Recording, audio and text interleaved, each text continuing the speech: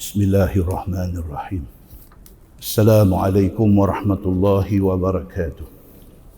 Innal hamdalillah nahmaduhu wa nasta'inuhu wa nastahdihi wa nastaghfiruh. Wa na'udzu billahi min shururi anfusina wa min sayyiati a'malina. Man yahdihillahu fala mudilla lahu wa man yudlil fala hadiya lahu. أشهد أن لا إله إلا الله وحده لا شريك له وأشهد أن محمدا عبده ورسوله ونصلي ونسلم على نبينا محمد صلى الله عليه وسلم وعلى آله وصحبه أجمعين أما بعد أيها المؤمنون اتقوا الله أوصيكم وإياي بتقوى الله faqad fazal muttaqun. Muslimin dan muslimat mudah-mudahan dirahmati Allah Subhanahu wa taala. Di dalam sebuah hadis an Abi Hurairah radhiyallahu anhu qala Rasulullah sallallahu alaihi wasallam ma yazalul bala'u bil mu'min wal mu'minah fi nafsihi wa waladihi wa malihi hatta yalqallaha wa ma alaihi khati'ah atau kama qala. Hadis riwayat Imam At-Tirmizi. Daripada Abi Hurairah radhiyallahu anhu, kata dia, Nabi sallallahu alaihi wasallam bersabda, Nabi kata, sentiasalah Allah Subhanahu wa taala dia uji orang-orang yang beriman, baik laki-laki ataupun perempuan.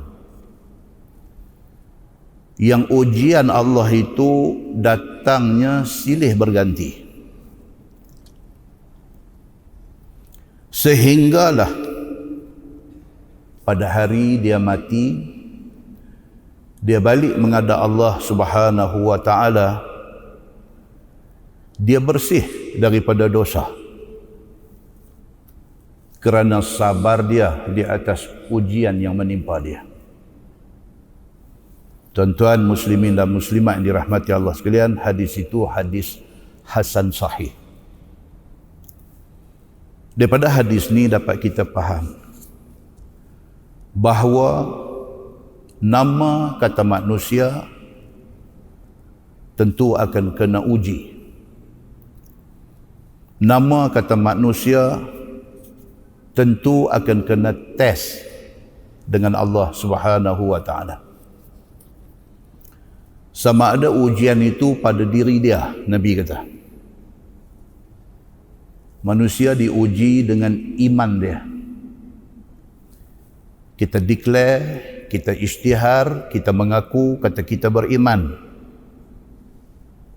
Betul tak betul kita beriman, Allah datangkan ujian. Kalau kita sukses, itu tanda kita beriman.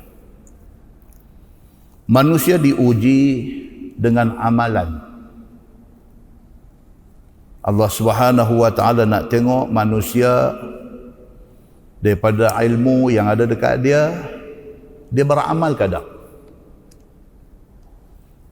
Manusia diuji dengan keikhlasan. Allah Subhanahu wa taala nak tengok dia yang rajin menuntut ilmu, dia yang ada ilmu, dia yang beramal dengan ilmu, ikhlas ataupun tidak dengan amalan dia. Manusia diuji dengan keluarga. Allah Subhanahu wa taala bagi ujian daripada depan, daripada belakang, daripada kiri, daripada kanan, daripada atas, daripada bawah. Demikianlah manusia diuji atas diri dia. Dalam hadis juga Nabi sallallahu alaihi wasallam kata, manusia baik laki-laki ataupun perempuan yang beriman itu diuji wa waladih, dengan anak. Maka semua manusia yang ada anak, Allah Subhanahu wa taala nak tengok dia Macam mana cara dia didik anak dia. Allah Subhanahu wa ta'ala nak tengok dia boleh tak boleh jadi contoh kepada anak dia. Allah Subhanahu wa ta'ala nak tengok dia sebagai ayah, sebagai bapa, adakah dia menunaikan hak anak dia. Allah Subhanahu wa ta'ala uji dia dengan anak dia ni daripada anak kecil. Ujian cara anak kecil. Sampai anak jadi tua, menikah, bercucu. Allah uji dia dengan anak yang ada ke dia. Allah uji. Berapa ramai orang tua-tua yang boleh bela anak daripada kecil. Tak ada masalah apa. Anak dah besar, dah berumah tangga, ujian anak kena ke dia. Dia tak puas hati dengan anak dia kata anak dia tak balas jasa dia kata anak dia tak kenang budi dia diuji dengan anak dia. Demikianlah Nabi SAW kata, manusia itu diuji dengan harta dia. Hari-hari Allah test kita, harta masuk kat kita, harta keluar daripada tangan kita, jalan halal ataupun jalan syubhah ataupun jalan haram. Duit masuk tu halal ke tak ke? Duit tu dibelanjakan dengan jalan yang halal ke tak ke? Semua tu Allah Subhanahu wa ta'ala akan tengok detail. Manusia diuji dengan harta yang Allah bagi ke dia. Dia lupa diri ke tak ke? Allah Subhanahu wa ta'ala uji dengan harta yang Allah kurniakan kepada dia. Dia jadi sombong, dia jadi angkuh ke tak ke? Manusia diuji dengan harta yang Allah bagi dekat dia, cukup nisab, cukup haul, dia keluar zakat ke tak? Pendek kata, nama kata manusia ni tak boleh lari. Maka kerana tu Nabi SAW kata, ma yazalul bala bil mu'min wal mu'minah. Tak berhenti-henti, silih berganti, non-stop. Ujian Allah Subhanahu wa ta'ala akan mai kepada manusia yang mengaku beriman, tak kira dia laki-laki ataupun perempuan. Ujian getir yang kita tengah lalu lah ni, Allah Subhanahu wa ta'ala sebut dalam Quran. A'udzubillahi minasyaitanir rajim. Wala nabluwannakum bi syai'in minal khawf wal ju' wa naqsim minal amwal wal anfus wal thamarat wa basyiris sabirin. Ayat 155 surah Al-Baqarah. Allah Subhanahu wa ta'ala sebut dalam ayat tu, wala nabluwannakum bi syai'in minal khawf. Kami tentu, Allah kata, kami garanti akan uji manusia ni dengan ketakutan. Takut, tuan-tuan, dengan malapetaka COVID-19 ni, takut. Mau tak takutnya kita duk tengok video yang orang duk viral ni, kena COVID-19, sakit tu satu bab, merana bila dia kena tu sehingga sampai mati, bubuh dalam karung plastik saja pergi tanam. Siapa tak takut? Anak bini tak boleh tengok, anak bini tak boleh pergi duduk dekat nak talqin di telinga dia waktu dia nak mati. Sampai hari pengkebumian, orang yang pergi tanam dia dengan full uniform. Allah Subhanahu wa ta'ala kata, wala nabluwannakum bi syai'in minal khawf. Kami tentu akan uji hamba dengan sedikit daripada rasa takut. Wal ju', kami akan uji manusia dengan kelaparan. Wa naqsim minal amwal, Tuhan kata kami akan test manusia dengan duit tak ada. Duit tak ada, tuan-tuan. Wal anfus, Allah akan uji manusia dengan jiwa yang tidak kuat. Wathamarat, Allah uji manusia dengan buah-buahan. yang tak menjadi. Muslimin dan muslimat yang dirahmati Allah sekalian, musibah pandemik COVID-19 ini bukan benda kecil. Tahun 2003, masyarakat dunia kena wabak SARS, SARS, Severe Acute Respiratory Syndrome. Kita tak rasa. Padahal masalah SARS tahun 2003, 26 countries dalam dunia kena. Tuan-tuan, dalam dunia ada berapa buah negara dalam dunia? 196 buah negara dalam dunia. Daripada 196, 193 berdaftar dengan United Nations. Daripada 196 negara ini, 26 negara kena wabak ataupun pandemik SARS ni. Dia jadi macam mana? Dia jadi macam COVID-19. Dia attack paru-paru. Dia kena pneumonia. Dia kena penat. Dia nak menyawa tak boleh. Membawa maut. 916 orang mati. Tahun 2003, SARS mengorbankan 916 orang. Ada 8,422 cases yang melibatkan SARS. 2012, dia main MERS-CoV. 27 negara kena. 27 negara kena, 858 kematian. Kes 2,496 cases.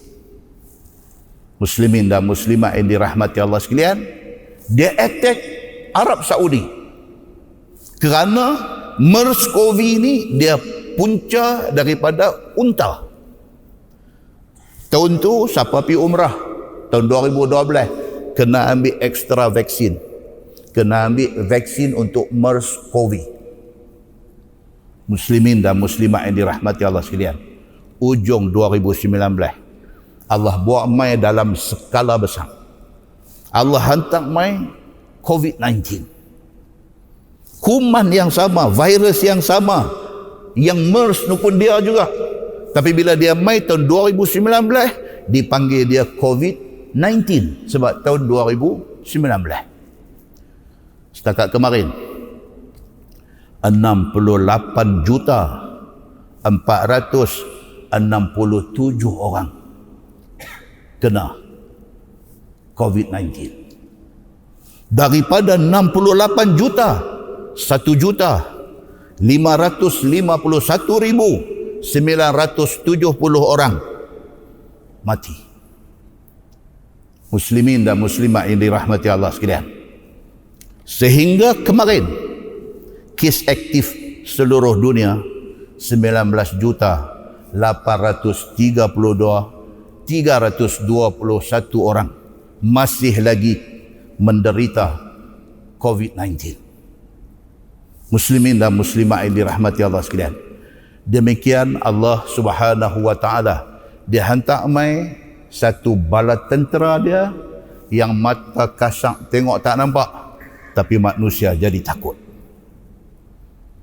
Muslimin dan muslimat yang dirahmati Allah sekalian, Cosmo 19 November 2020, pengarah pengurusan polis diraja Malaysia Bukit Aman, Komisioner Polis Datuk Ramli Din, dia bagi tahu apa? Daripada 18 hari bulan 3, daripada 18 hari bulan 3 sehingga 30 hari bulan Oktober bulan 10, 266 kes bunuh diri. Yang sebahagian besar daripada 266 orang yang bunuh diri ini punca pasal COVID-19. Polis collect data ni. 25% daripada 266 kes yang commit suicide, yang bunuh diri ini, punca tak boleh nak bayar hutang yang terlampau banyak. Rumah nak bayar tak boleh, kereta nak bayar tak boleh, hutang kredit kad nak bayar tak boleh, kerana hutang yang bertimpa-timpa mai dekat dia. Dia habis fikir, dia mati akal, dia nampak tali, dia gantung diri dia di siling rumah dia. Dia ingat tindakan dia tu boleh tutup buku, dia tak payah fikir apa dah. No, itu permulaan bagi hidup susah dia di hari akhirat. Muslimin dan muslimat yang dirahmati Allah sekalian, 25% itu hutang tak boleh bayar kerana hilang pekerjaan. Daripada duk kerja di Kelang bayar lepas dengan gaji yang lumayan, dengan overtime yang dia duk buat, maka dia lagang hidup dia sesuai dengan pendapatan yang dia dapat. Dia lagang macam tu. Tiba-tiba daripada 5,000, daripada 6,000 ringgit sebulan, tiba-tiba zero. Tiba-tiba zero, tuan-tuan. Tak ada langsung pendapatan dia. Macam mana dia nak meneruskan kehidupan dia dalam keadaan yang macam tu? 24% bunuh diri kerana masalah family. 23% bunuh diri kerana bergaduh laki bini. 15% bunuh diri kerana masalah cinta.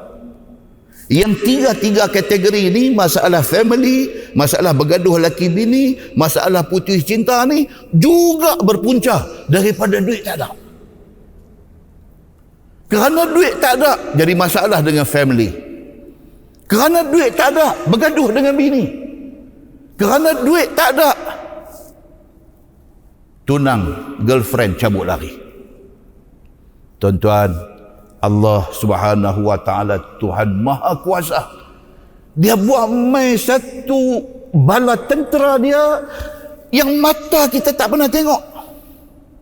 Sampai orang buat satu video lawak tunjuk ni, daripada dibesarkan COVID-19 ni, kuman yang kata COVID-19 ni besar jadi buah muqtan. Mereka buat main-main pasal mereka tak kena.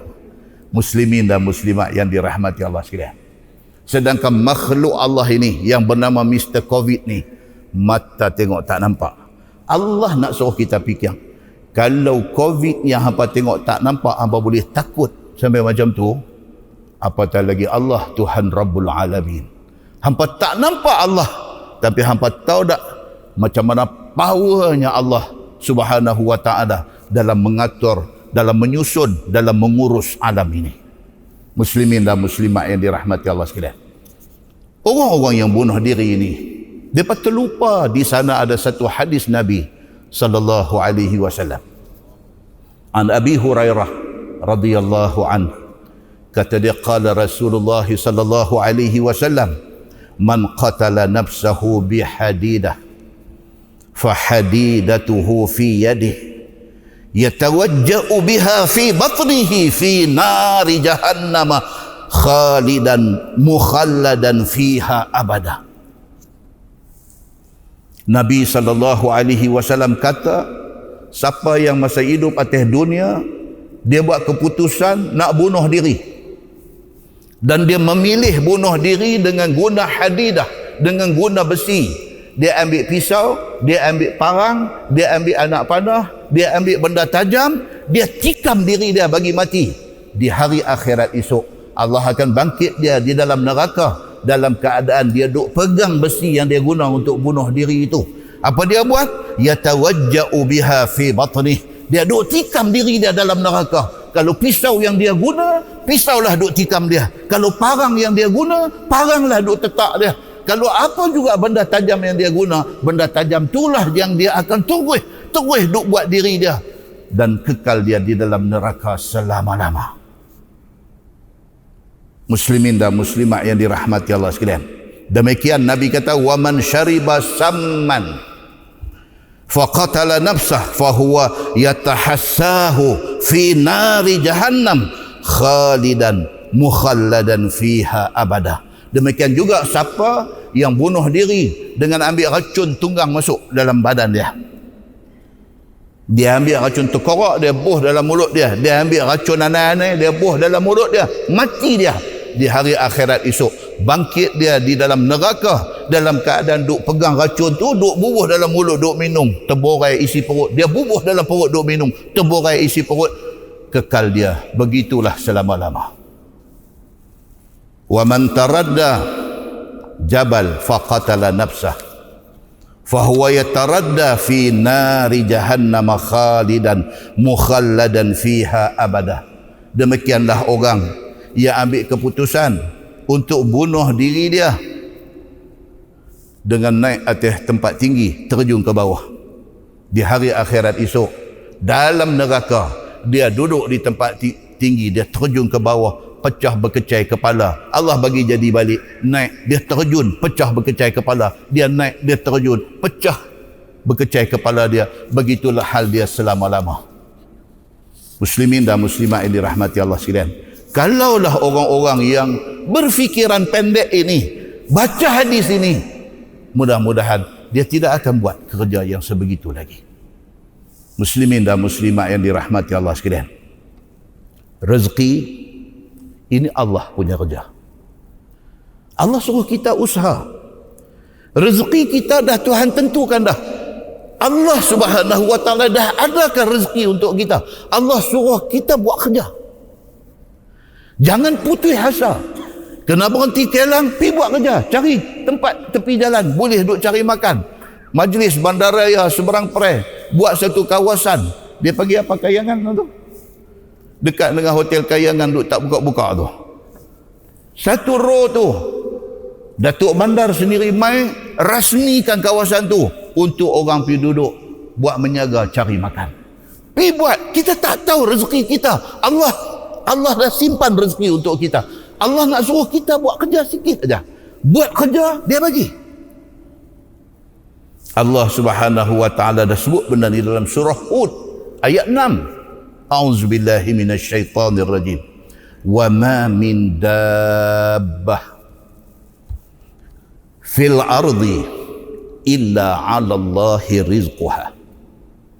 Dan tidaklah menatang yang merangkak, yang melata di atas muka bumi ini, melainkan rezeki dia doa ada ke Allah dah.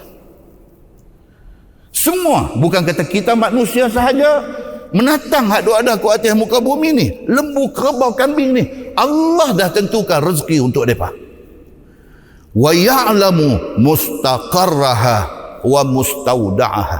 Allah Subhanahu wa taala tahu dia duduk tang mana untuk nak pergi hantar rezeki dekat dia. Yang ni yang orang duk kata apa? Rezeki tak salah address.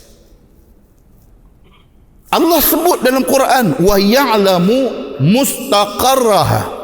Dan Allah Subhanahu wa taala dia tahu hang duk tang mana. Allah hantar rezeki pergi. Sehingga cacing duduk dalam perut bumi, Allah hantar rezeki kat dia. Cacing dapat rezeki untuk meneruskan kehidupan dia.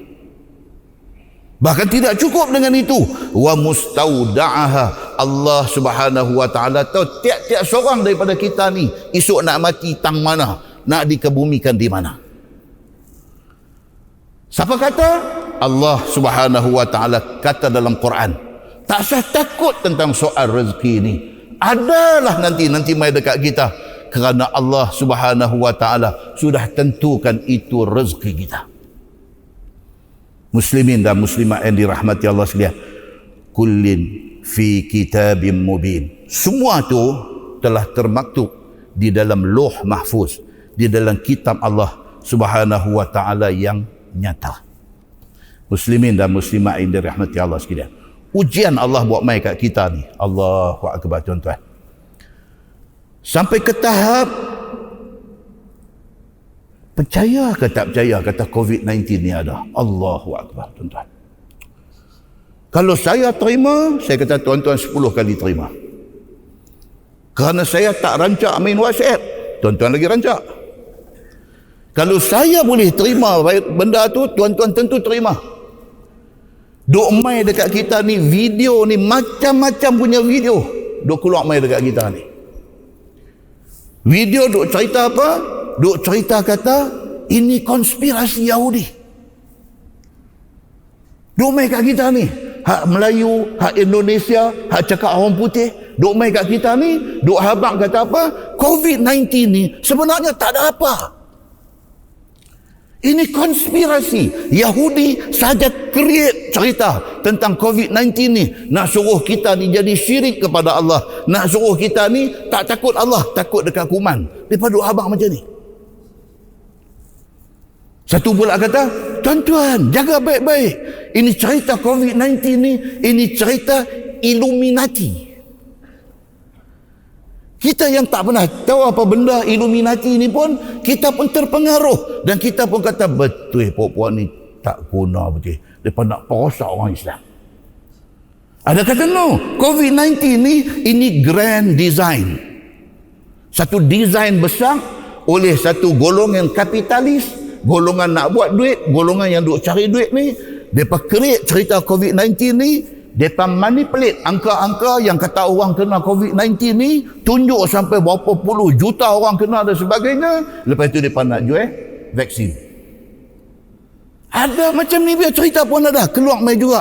Mereka kata, tuan-tuan, tak usah duk peduli, tak usah duk takut dengan COVID-19 ni semua. Ini semua cerita karut, dia kata. Cerita nak merosakkan orang Islam semua. Macam ni cerita sudah keluar. Ada kapasiti. Dia kata sampai sembahyang jemaat pun tak bagi buat. Macam ni dia cakap. Ada kapasiti. Dia kata sampai sembahyang sah tak boleh nak rapat.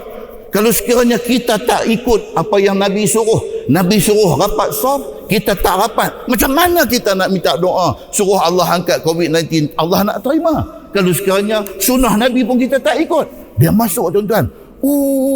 Macam jarum peniti masuk, dia jalan ke dalam darah, dia pitikam jantung kita. Kita dengar pun tergedik-gedik. Kita pun baca-baca, benda ni logik. Kita baca-baca, biar betul, kita kata. Muslimin dan muslimat yang dirahmati Allah sekalian. Dia buat main pula, dia kata takat jemaat tak bagi buat, takat semayang tak boleh rapat, boleh gagah berkira lagi. Ni sampai haji umrah pun tak boleh pergi ni. Apa nak jadi? Dia kata lagu tu. Mereka kata sudah sah. Benda ni adalah teori, konspirasi pihak musuh Islam saja. Dia nak bagi kita takut dengan benda-benda yang macam ni. Sedangkan benda-benda ni adalah benda yang sengaja dicipta untuk nak rosakkan orang Islam. Dia persoalkan, betul ke ni? Duk ikut SOP ni, betul ke? Oh, ustaz duk baca kitab tak payah pakai, kita duk dengar kena pakai. Dia pikir tu pula dah. Oh, hampir restoran boleh, hampir supermarket, hampir shopping mall boleh. Oh, main masjid ni lagu banyak pantang larang. Dia duk main ni, tuan-tuan. Kita dengar pun, dia masuk pergi sampai ke hati, dia pergi pusing dalam otak kita. Kita pun duk fikir-fikir, betul juga. Muslimin dan muslimat yang dirahmati Allah sekalian. Persoalannya, tuan-tuan, kita tengok satu hadis Nabi sallallahu alaihi wasallam. Hadis daripada Jabir bin Abdullah radhiyallahu anhu. Dia kata kharajna fi safar fa asaba rajulan minna hajar fashajjahu fi ra'sihi summa ihtalam fasa'ala ashabah faqala hal tajiduna li rukhsatan fit tayammum فقالوا ما نجد لك رخصة وأنت تقدر على الماء فاغتسل فمات فلما قدمنا على النبي صلى الله عليه وسلم أخبر بذلك فقال النبي صلى الله عليه وسلم قتلوه قتلهم الله ألا سألوا إذ لم يعلموا فإنما شفاء العي السؤال إنما كان يكفيه أن يتيمم يعصر أو يعصب على جرحه خرقة ثم يمسح عليها ويغتسل سائر جسده أو كما قال حديث رواية إمام أبو داود. Abu Daud kata hadis ini hasan, tetapi Ibnu Sikin, satu ulama hadis, nama dia Ibnu Sikin, dia kata hadis ini sahih. Apa cerita dia? Jabir bin Abdullah, dia ni sahabat, dia meninggal tahun 78 Hijrah. Jabir bin Abdullah dia kata apa? Kami satu hari keluar musafir, satu geng keluar musafir. Seorang daripada geng kami yang keluar ni tak tahu macam manakah sudah kena batu seketui di kepala dia. Kan? Jadi kita ada buat kereta di highway ni, pak kata, cermin kereta retak 1000. Satu ketui batu tak tahu main mana. Geng majlis bandaraya misi rumput batu lompat mereka, ataupun kita lalu dekat jejantas ada budak nakal duduk di atas saja, duduk punggai batu bagi kena, kita tak tahu. Tapi yang pentingnya batu sudah kena cermin kereta.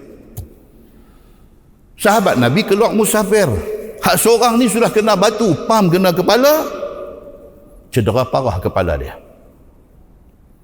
Dalam pada kepala sudah luka cedera parah ni, summah talamah. Kata hadis tu, tidur, mimpi pula. Mimpi yang nak mewajibkan kena mandi. Dalam kepada kepala duk berdarah tu, dia pergi mimpi elok macam ni. Fasa'ala ashabah, bila dia bangkit tidur, Allah, dia kata, yang kepala ni parah, dengan cari kain duk bungkus dengan apa, yang dia pergi jadi mimpi macam ni, nak kena mandi wajib. Dia tanya kawan-kawan dia, kata dia, hal tajiduna li rukhsatan fit tayammum. Dia tanya kawan-kawan dia ni, aku hampa tahulah aku kena kepala ni. Tadi aku sudah mimpi. Macam mana nak selesai masalah aku kepala jadi macam ni? Macam mana nak selesai? Bolehkah aku pakai tayamum saja untuk nak membolehkan aku semayang aku apa semua ni? Bolehkah? Faqalu, jawab kawan-kawan ni. Dia kata, man najidu laka rukhsatan wa anta taqdiru 'ala al-ma'. No. Dia kata, cerita dia, hang mimpi, hang kena mandi. Hang pun boleh kan? Kena ayak boleh kan? Dia kata, dia kata boleh lah, tapi sakit lah. Hang kena mandi. Ni mufti-mufti ada kat tepi-tepi kampung ni. Oh, dia kata tak ada rukhsah, tak ada kelonggaran. Hang tak boleh pakai tayamum saja untuk nak sembahyang, tak boleh. Hang kok mana pun cerita mimpi ni nak kena mandi. Itu keputusan dia. Itu pendapat kami. Dia pun bila beralih, kau ni kata lagu tu, kau ni kata lagu tu, tengok dia ni pun nampak janggut garang, tengok dia ni pun nampak kemai. Faghtasalah, pergi mandi. Kata apa dalam hadis tu? Famata, mati dah. Bersebab musababkan kepada kepala cedera parah yang sepatutnya tak boleh kena ayak, tapi kawan-kawan kata hangkuk mana pun kena mandi. Dia dengar depan ni, dia pun pergi mandi. Famata, hadis tu kata apa?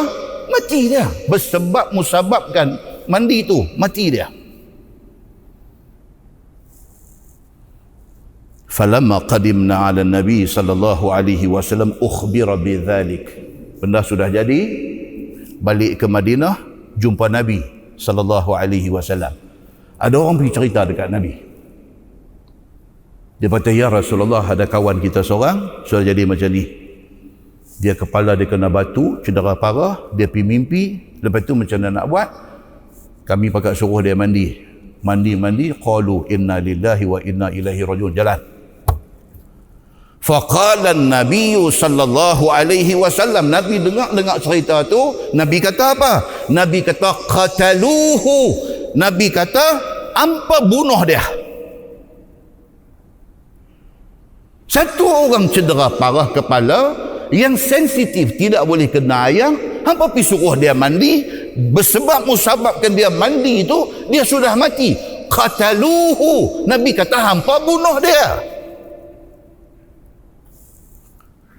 Qatalahumullah.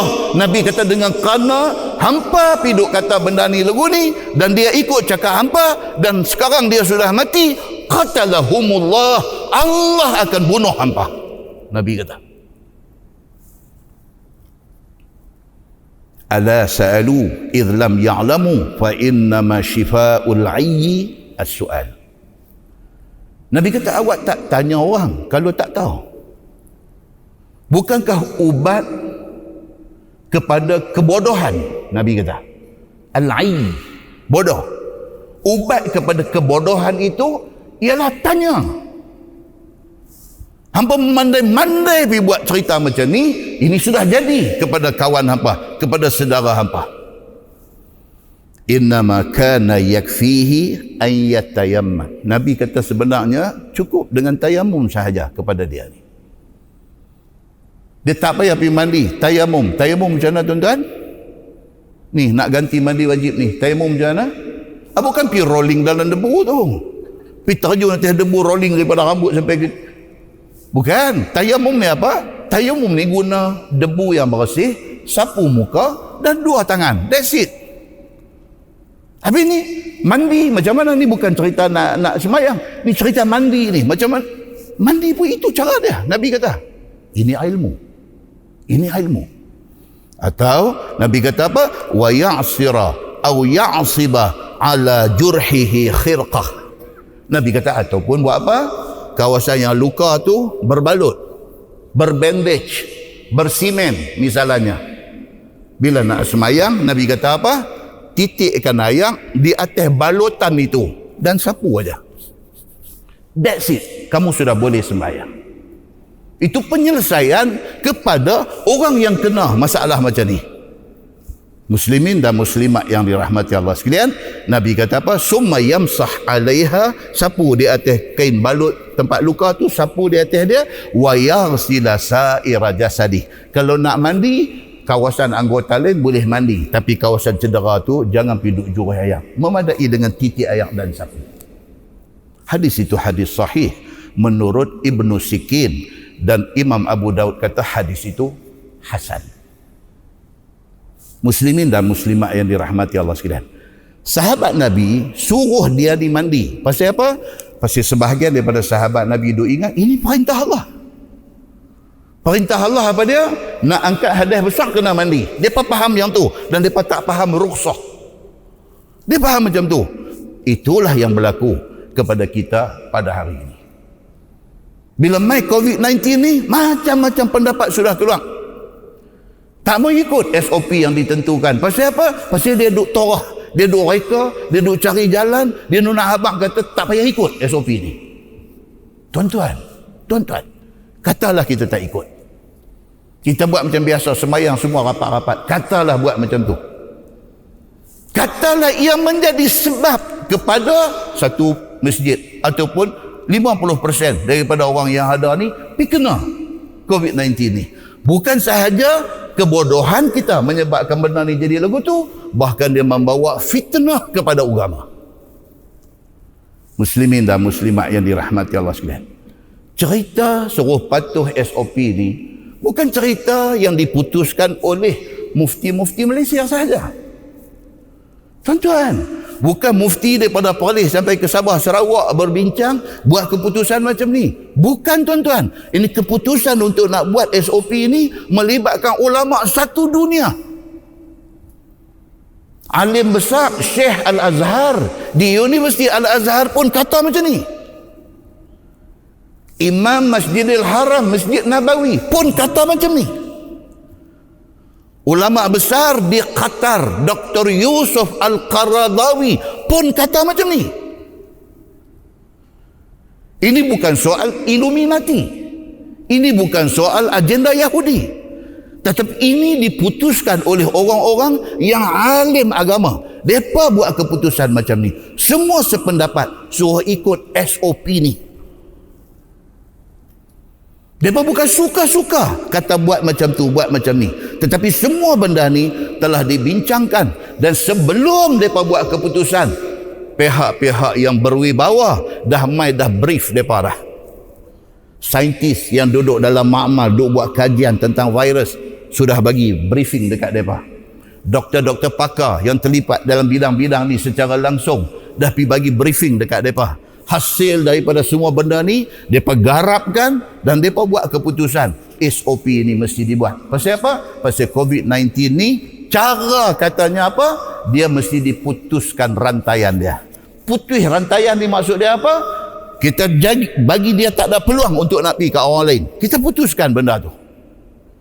Muslimin dan muslimat yang dirahmati Allah sekalian, demikianlah benda yang berlaku sebenarnya. Syarah hadis yang kita baca tadi, hadis yang sahabat kena batu, luka, balut, kemudian dia mimpi ni, syarah dia, dalam syarah dia kata apa? Ja'al Islam muyassiran wala mu'assiran yahfazu arwahan nas. Itu dalam syarah. Dia kata maksud hadis tu apa dia? Dia nak beritahu kata Islam ni mai nak bawa kesenangan dan kemudahan, bukan nak bawa kesusahan dan kepayahan. Islam mai ni untuk kebaikan kita. Yahfazu arwahan nas, nak menjaga. Islam ni nak menjaga nyawa manusia yang ada ni. Muslimin dan muslimat yang dirahmati Allah sekalian. Kesimpulan dia apa tuan-tuan? Kesimpulan dia, kita sebagai manusia disuruh berusaha dan bertawakal. Usaha apa dia? SOP ni usahalah. Ini usaha kita. Selebihnya kita serah kepada Allah. Tuan-tuan, hadis riwayat daripada Anas bin Malik radhiyallahu anhu. Dia kata qala rajul ya Rasulullah a'qiluha au atawakkal au utliquha wa atawakkal. Qala Nabi sallallahu alaihi wasallam i'qilha wa tawakkal. Hadis hasan riwayat Imam At-Tirmizi. Satu orang sahabat Nabi, dia main masjid nak semayang. Dia main naik unta. Zaman Nabi. Dia main, dia tengok Nabi tu ada. Dia kata dekat Nabi. Dia kata, ya Rasulullah, nak tanya. Ni saya main dengan unta, kenderaan saya unta. Saya main nak semayang ni. Baik, unta saya ni, saya nak kena pergi tambat dia, baru saya naik semayang ke? Ataupun saya pakai tinggal dia lagu tu ya, saya naik semayang. Mana saya nak buat? Saya main masjid ni, saya nak semayang. Saya main masjid, takkan Tuhan tak boleh jaga unta saya? Ini saya nak main semayang ni. Saya nak jaga segala sunnah Nabi, suruh sah rapat-rapat semua ni. Takkan Allah tak boleh nak jaga kita, jangan bagi kena penyakit COVID ni? Macam tu lebih kurang contohnya. Sahabat ni main dengan unta, dia kata dekat Nabi, lah ni macam mana saya nak tambat? Lepas itu baru saya naik semayang, ataupun saya tinggal macam tu saja. Saya pergi semayang, pakai Tuhan jaga dia. Macam mana? Nabi SAW kata, i'qilha. Nabi kata tambat. Naik semayang, tawakal kepada Allah. Maksud dia apa? Islam, walaupun nak main buat kerja ibadat, usaha hang kena ada. Usaha hang kena ada. Muslimin dan muslimat yang dirahmati Allah sekalian. Kaedah dalam agama ada banyak. Di antaranya Nabi kata apa? La darar wa la dirar. Dalam kaedah fiqh kita duk mengaji. La darar wa la dirar. Maksud dia apa? Kita pun jangan cari penyakit. Kita jangan jadi punca orang kena penyakit. Itu kaedah yang Nabi bagi tahu. Saddu zara'i', di antara kaedah fiqh dia kata apa? Saddu zara'i'. Islam ni dia nak tutup semua punca-punca nak jadi kerosakan. Kaedah fiqh kata apa? Al-wiqayah khairun minal ilaj. Dia kata protection is better than cure. Kita protect benda ni daripada merebak, lebih baik daripada biar merebak pergi duk ubat leceh. Semua benda ni ulama-ulama besar dalam dunia dah bincang, dah duduk, dah dengar briefing daripada berbagai-bagai pihak. Maka akhirnya keluar keputusan yang kita semua duk ikut pada hari ini.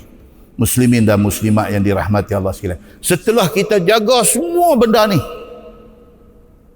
tiba-tiba kena juga COVID-19 dekat kita. Na'udzubillahi min zalik.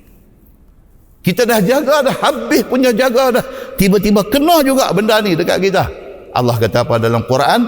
Dalam surah At-Taubah ayat 51. Tuhan kata, Qul lan yusibana illa ma kataballahu lana. Katakanlah Muhammad dekat mereka ni, tidak akan kena apa-apa musibah dekat kita, melainkan benda tu Allah dah tulis dah kita akan kena. Itu tak boleh buat apa. Tapi setelah kita jaga semua, tiba-tiba kena juga. Rupanya sudah tertulis kita nak kena. Dalam pada duk jaga tu ada sekali dua kali kita tercuai, masa tu kena. Muslimin dan muslimat yang dirahmati Allah sekalian. Kesimpulan kita nak abang apa dia? Kesimpulan satu, musibah COVID-19 ini benar-benar ada di dalam masyarakat kita. kita doa mudah-mudahan Allah selamatkan kita. Satu, memang ada benda ni. Kita minta Allah selamatkan kita daripada musibah ini.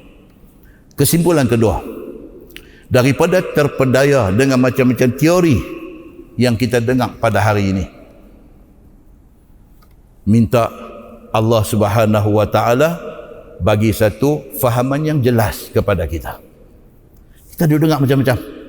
Pada waktu ni semua merepek apa semalam dia hantar mai kat saya satu video tu, dia ada 60 muka surat tuan-tuan. Orang putih punya cerita ini. 60 muka surat nak habang kata COVID-19 nothing, tak ada apa. 60 muka surat. Kononnya ditulis oleh orang-orang yang cerdik pandai, saintis-saintis yang memang duk buat kajian virus ni. Depa ni kata semua ni nothing. Hampa saja sudah kena tipu dengan orang yang tertentu yang depa ni ada agenda lain. Depa nak jual vaksin depa pergi create cerita macam ni. 60 bukti dikemukakan dalam viral tu. Kita minta supaya Allah Subhanahu wa taala tetapkan kita atas iman dan taqwa. Dan yang paling penting tuan-tuan, yang paling penting apa dia? Ingat, benda ni pun mai daripada Allah. Allah sahaja yang boleh angkat dia pergi lain. Benda ni Allah yang hantar mai, dan Allah Subhanahu wa taala sahaja yang boleh angkat benda ni pergi lain. Kita tengok satu hadis riwayat daripada Ibni Abbas radhiyallahu anhuma. Kata dia, kuntu khalfa Rasulillah sallallahu alaihi wasallam yauman. Ibnu Abbas, siapa dia tuan-tuan? Ibnu Abbas ni sahabat Nabi, bahkan dia sepupu Nabi. Dia anak Al-Abbas, anak pakcik Nabi. Dia wafat tahun 68 Hijrah. Masa Nabi wafat, dia baru umur 13 tahun. Ibnu Abbas ni. Masa Nabi sallallahu alaihi wasallam wafat, dia umur baru 13 tahun. Dia cerita. Dia kata, aku satu hari duduk di belakang Nabi sallallahu alaihi wasallam. Faqala, Nabi kata kat dia, ya ghulam. Nabi panggil dekat dia ghulam. Ghulam maksud dia apa? Budak kecil. Nabi beralih tengok dekat dia, dekat Ibnu Abbas ni. Nabi kata, ya ghulam, wahai budak, inni u'allimuka kalimat. Nabi kata, aku nak abang ke hang beberapa benda. Ihfazillah yahfazuk. Nombor satu, Nabi kata, hang jaga Allah. Maksud dia apa? Dalam tafsir hadis dia kata apa? Maksud dia, hang bertakwalah kepada Allah. Yahfazuk, Allah akan jaga hang. Jaga. Kita dengan Allah kena jaga. InsyaAllah Allah jaga kita. Ihfazillah tajidhu tujahak. Jaga Allah Subhanahu wa ta'ala, Allah akan jaga di depan hang. Nabi kata macam tu. Idza sa'alta fas'alillah. Nabi kata, wahai Ibnu Abbas, kalau hang nak minta, minta pada Allah. Wa idza sta'anta fasta'in billah. Nabi kata, kalau hang nak minta tolong. Tadi kalau nak minta apa-apa, minta pada Allah. Kalau hang nak minta tolong pada Allah. Wa'lam, Nabi kata, ketahuilah, annal ummah law ijtama'at ala an yanfa'uka bi syai'in lam yanfa'uka illa bi syai'in qad katabahu Allahu lak. Nabi kata, kalau satu dunia ni orang nak bagi manfaat dekat hang, tapi Allah tak mau bagi, hang tak akan dapat manfaat tu. Walau ijtama'u ala an yadurruka bi syai'in lam yadurruka illa bi syai'in qad katabahu Allahu alaik. Demikianlah, satu dunia orang nak buat naya dekat hang, kalau Allah tak izin, tak boleh buat. Nabi kata, rufi'atil aqlam wa jaffatis suhuf. Segala takdir sudah ditentukan. Tidak ada modify, tidak ada pindaan, tidak ada tambah, tidak ada kurang lagi. Tuhan tulis dah ni semua kita ni. Bila kita nak mati, bila Allahu Akbar tuan-tuan. Kuliah kita last bulan 3, ni malam ni pula bulan 12. 8 bulan tuan-tuan, 2 orang sukarelawan Masjid Abdullah Fahim meninggalkan kita. 2 orang. Saudara Hasril kita dan saudara Zazari kita. 2 orang. Orang kuat masjid ni. sukarelawan. Tak ada siapa suruh, tak ada siapa paksa, tak ada siapa.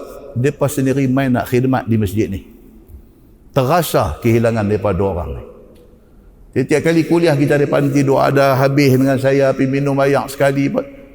Kita teringat-ingat kat depan ni. Saudara Zazari, Allah yarham. Baru meninggal hari apa? Tak sampai seminggu lagi. Lelak. No, duk matang pasiang no tuan-tuan. Duk matang pasiang. Mai jadi sukarelawan masjid ni. Dia meninggal baru saya tahu. Tuan-tuan ni yang kata orang-orang yang tersembunyi ni. Dia meninggal baru saya tahu. Dia tak menikah rupanya tuan-tuan. Pasal apa tak menikah? Pasal nak jaga mak. Dia duduk dengan mak dia. Dia jaga mak dia. Dia ni banker. Dulu kerja Standard Chartered. Berhenti. Duduk dengan mak dia di matang pasiang. Seawal subuh sudah main sini. Sampai habis sembahyang isyak apa semua. Dia dengan mak dia. Dia jaga mak dia. Lepas maghrib. Dia sembang dengan mak dia. Lepas maghrib sembang dengan mak dia. Dia kata kat mak dia. Dia kata, mak kita ni kalau mati esok kita simpan masjid Fahim lah. Mak dia kata tak apalah. Mak ikut hang lah. Tuan-tuan, lepas maghrib dia sembang macam tu dengan mak dia. Lepas isyak, sesaat lepas rebah, pengsan, meninggal dunia. Macam ni punya cerita Allah duk tunjuk mai kat kita ni. Allah duk tunjuk mai kat kita. Satu. Allahu Akbar tuan-tuan. Apa persediaan kita? Macam ni punya manusia, dia bahagia. Dia habis umur dalam keadaan, dia duk berkhidmat ke rumah Allah. Benda ni Nabi SAW kata apa? Rufi'atil aqlam wa jaffatis suhuf. Segala takdir kita sudah ditentukan. Kita boleh main masjid malam ni, kita balik, kita tidur, tahkah tak bangun esok pagi pun boleh jadi. Malam ni habis jumpa kawan, sembang, boleh doa apa. Tak tahu esok orang telefon kita habaq dah tak ada dah pun boleh jadi tuan-tuan. 1001 kemungkinan boleh jadi dia dalam hidup ini. Muslimin dan muslimat yang dirahmati Allah sekalian, jaga benda-benda macam ni. So Nabi SAW kata apa? Fokus kepada Allah, yakin kepada Allah, minta tolong kepada Allah, dan apa yang jadi kita terima itu sebagai ketentuan Allah. Tapi usaha, kita disuruh berusaha supaya kita tidak jadi orang yang tidak faham tentang qada dan qadar yang ditentukan oleh Allah Subhanahu wa taala. Mudah-mudahan mukadimah itu memberi manfaat kepada kita insya-Allah. Baru mukadimah pukul 8.30. Insya-Allah kita menggunakan Baharul Mazi jilid 21. Kena baca juga ini tak kira. Baharul Mazi jilid 21 muka surat 127. Masalah sumpah bohong supaya dapat kemahuan mengikut nafsunya. Di tajuk ni kita gazet 3 bulan tuan-tuan ni baru boleh masuk malam ni. Kita sumpah bohong kerana kita nak satu-satu harta yang bukan hak kita. Kita bohong. Kita sanggup pergi masjid, sanggup pegang Quran, sanggup bersumpah wallahi wa billahi wa tallahi, sumpah dengan nama Allah, kita kata kita tak buat benda ni, walhal kita buat. Apa nak jadi kepada orang yang macam ni? Ini tajuk dia. Kita baca. Sesungguhnya orang yang suka makan harta orang ataupun suka makan hak orang dengan tidak jalan yang sebenar, dia ni jenis apa? Jenis hak dia, hak orang hak dia. Jenis macam ni. Hak dia memang hak dia. Hak orang dia mau. Tiada ia peduli apa yang bagi jatuh ke atas dirinya pada masa akan datang. Orang jenis macam ni, dia membujuk lalu, dia melentang patah. Dia kata pergi mampus dengan syurga neraka semua. Dia jenis macam tu. Orang kata kat dia, hang gamak. Ni duit ni hang ambil tak betul ni. Itu semua aku tak peduli. Aku janji aku nak benda ni. Jenis manusia macam ni.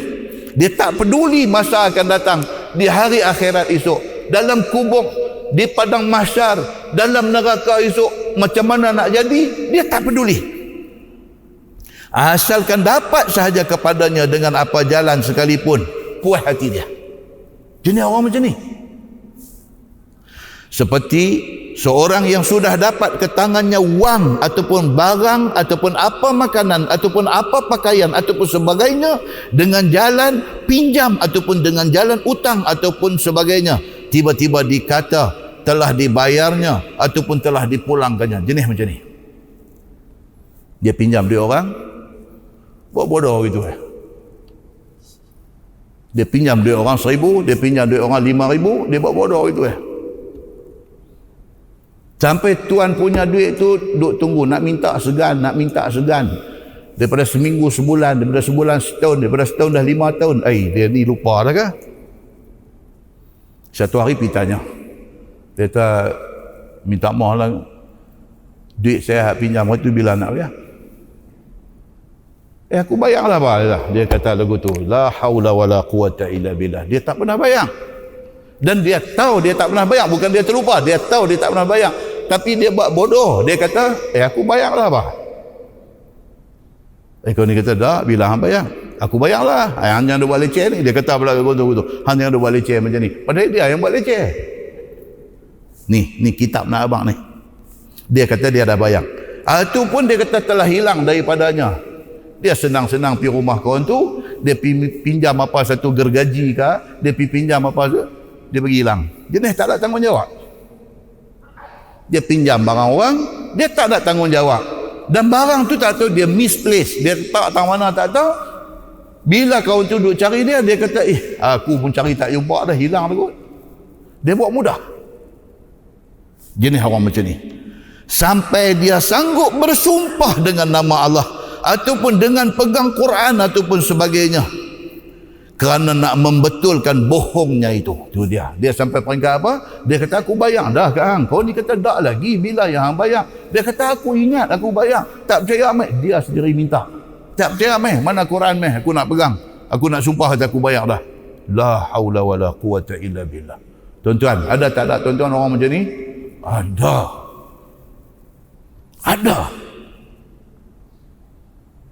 Muslimin dan muslimat yang dirahmati Allah sekalian. Bermula pekerjaan sumpah bohong yang demikian itu haram dan berdosa besar. Agama abang-abang macam ni punya kerja haram, dosa besar. Dan murka Tuhan akan dia sehabis-habis murka. Ini semua cari penyakit. Tuan-tuan, saya nanti baca hadis dia, tuan-tuan tengok apa kesudahan orang macam ni. Nampak simple. Nampak apa, pinjam barang orang tak bagi balik ni. Kita nampak macam simple. Saat lagi tuan-tuan, kita baca hadis dia, kita tengok apa kesudahan orang macam ni. Hutang dia orang, buat lupa, tak mau bayar. Kita nak tengok saat lagi apa kesudahan orang macam ni. Sebagaimana tersebut dalam Quran dan di dalam hadis Nabi SAW. Dan hadis itu dikeluarkan oleh Imam At-Tirmizi. Kata dia, an Abdillah radhiyallahu anhu qala Rasulullah sallallahu alaihi wasallam, man halafa ala yamin wa huwa fiha fajir liyaqtati'a biha ma lam ri'in muslim laqiyallaha wa huwa alaihi ghadban. Maksudnya diriwayatkan daripada seorang sahabat Nabi sallallahu alaihi wasallam, nama dia Abdullah bin Mas'ud radhiyallahu anhu. Tuan Abdullah bin Mas'ud ni orang hebat. Tadi kita baca hadis tadi, Abdullah bin Abbas, pupu Nabi. Abdullah bin Mas'ud ni, Allahu Akbar tuan-tuan. Mak dia mengandung dia, lalu depan Nabi. Nabi panggil mak dia. Nabi kata, hang mengandung anak lelaki-lelaki. Ni, tak beranak keluar mai lagi. Nabi kata, hang mengandung anak lelaki-lelaki. Esok beranak, bawa mai. Nabi kata. Anak-anak betul lelaki-lelaki. Bawa pergi kepada Nabi sallallahu alaihi wasallam. Ni Abdullah bin Mas'ud ni. Mak dia bawa pergi dia kepada Nabi sallallahu alaihi wasallam. Nabi kata apa? Bagi nama dekat dia Abdullah. Nabi kata bagi nama budak ni Abdullah. Nabi doa kepada Allah Subhanahu wa taala, ya Allah ya Tuhan, jadikanlah budak ni alim dengan hikmah. Dalam satu riwayat kata, jadikan budak ni satu orang yang alim dengan Alkitab. Satu riwayat lain kata, Nabi kata jadikan budak ni satu orang yang alim dengan takwil kitab. Makbul doa Nabi sallallahu alaihi wasallam, Abdullah bin Mas'ud akhirnya menjadi apa? Menjadi ulama besar dan satu orang yang alim di dalam Al-Quran semasa pemerintahan Sayyidina Umar bin Al-Khattab radhiyallahu an, dan zaman awal pemerintahan Sayyidina Utsman bin Affan. Dia dilantik menjadi penjaga Baitul Mal. Dia jadi Menteri Kewangan. Muslimin dan muslimat yang dirahmati Allah sekalian. Hadis ni riwayat Abdullah bin Mas'ud radhiyallahu an. Sabda Nabi sallallahu alaihi wasallam, siapa bersumpah ia dengan satu sumpah padanya dengan sengaja, tidak dengan sebab lupa ataupun tidak dengan sebab dipaksa, supaya dapat ia dengan sumpahnya itu harta orang lain ataupun hak orang Islam yang lain dengan tidak mengikut jalan syarak, nescaya jumpa dia akan Tuhan dia di hari akhirat esok hal keadaan Allah Subhanahu wa taala murka, sehabis-habis murka kepada dia. Kalau dia di atas dunia, dia pernah tipu, main harta orang, dia balik menghadap Allah di hari akhirat esok, Allah tak welcome dia, Allah tak mau sambut dia. Bahkan Allah Subhanahu wa taala terima dia balik itu dengan kemurkaan Allah Subhanahu wa taala. Begitu masalah. Dia kata makan atau mengambil hak Yahudi atau Nasrani dengan tidak jalan yang betul, apa cerita? Ni dia bukan harta orang Islam, harta Yahudi, harta Nasrani, tapi dia pergi balas dengan cara yang tak betul. Apa jadi dengan dia ni? Hak Yahudi dan Nasrani itu apabila keduanya di bawah aman orang-orang Islam, maka iaitu hartanya dan dirinya itu seperti kita orang Islam juga. Islam ni dia ada macam-macam jenis tuan-tuan. Islam ni, kapiak ni dia ada macam-macam jenis. Satu dia panggil kapiak zimmi. Okay. Dia duduk di bawah kerajaan Islam dan dia janji dia tak buat kacau dalam kerajaan Islam, di bawah pemerintahan Islam ni. Dia kapiak zimmi, segala harta meradak dia semua terpelihara. Dia ada kapiak muahad, kapiak yang dengan orang Islam ni dia ada perjanjian. Dia duduk dalam negara yang orang Islam memerintah, dia buat perjanjian. Apa-apa jadi pun dia tidak akan berada di pihak musuh untuk nak merosakkan orang Islam. Harta dia dan diri dia, nyawa dia juga terpelihara. Kita tak boleh buat tak tahuan dekat dia. Dia ada kapiak musta'man, kapiak yang minta keamanan. Macam dulu zaman Sayyidina Umar memerintah kerajaan Islam, kerajaan Spain pada masa itu, Andalusia, tidak Islam. Dia pamai surrender di bawah pemerintahan Sayyidina Umar bin Al-Khattab. Dia pamai surrender, mengaku duduk di bawah pemerintahan Sayyidina Umar. Mereka ni adalah kapiak yang musta'man, yang diberi keamanan oleh kerajaan Islam. Kita tak boleh buat tak tahuan dengan mereka. Dan satu lagi dia panggil kapiak harbi. Hak ni memang duk cari pasal dengan kita. Cari pasal. Dia jengkai kita, dia cari pasal dengan kita, dia nak kacau hak kita, dia sanggup berperang dan tumpah darah kita. Hak ini kapiak yang boleh diperangi. Tiga tadi ni, zimmi ataupun muahad ataupun musta'man, mereka ni kita tak boleh buat tak tahuan dengan mereka. Bahkan ada hadis Nabi SAW, Nabi kata apa? Man qatala muahadan lam yarih raihatal jannah wa inna rihaha tujadu min masirati arba'ina aman, atau kama qala, hadis sahih riwayat Al-Bukhari. Nabi kata kalau kita pergi bunuh orang kafir yang muahadan, yang mereka ni ada perjanjian dengan kita, mereka tak pernah duk buat kacau dengan kita, mereka duk elok-elok dalam negara sama dengan kita, kita pergi bunuh dia, apa jadi? Nabi kata esok di hari akhirat tak boleh cium bau syurga. Sedangkan bau syurga ni dah boleh bau wangi dia min masirati arba'ina aman, 40 tahun perjalanan, wangi dah syurga ni, dah wangi dah. Muslimin dan muslimat yang dirahmati Allah sekalian, mereka ni dipelihara oleh kerajaan Islam. Baik, kita baca di itu, dia kata haram atas kita tipu golongan-golongan kafir yang ni semua ni. Haram kita menipu ataupun memakan harta mereka dengan cara yang tak betul. Adapun tersebut dalam hadis seperti yang datang pada masalah tadi, katanya liyaqtati'a biha malam ri'in muslim. Apa dia? Iaitu kita dianggap berdosa besar apabila kita mengambil harta orang Islam. Maksud dia apa? Kalau harta kapiak mu'ahad, kapiak zimmi pun kita ambil, kita tak boleh cium bau syurga, apatah lagi harta orang Islam. Tentu lebih besar dosa dia. Itu maksud hadis tu. Maka iaitu telah dikaitkan dengan harta orang Islam, maka iaitu ditaukidkan tegahnya. Kalau harta kapiak pun kita tak boleh pergi duk rampai ikut suka, apatah lagi harta orang Islam. Dikemahkan lagi hukuman tu. Yang ni lebih-lebih kuat haramnya kita memakan harta orang Islam itu daripada memakan harta Yahudi ataupun Nasrani. Dan bermula pekerjaan tipu daya dan sumpah bohong itu berlaku sejak daripada zaman hidup Nabi sallallahu alaihi wasallam, tuan-tuan. Bak duk balai harta orang ni daripada zaman Nabi ada dah. Pasal apa, tuan-tuan? Pasal manusia.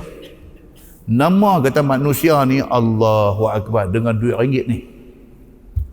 Nabi duk ada berlaku benda ni.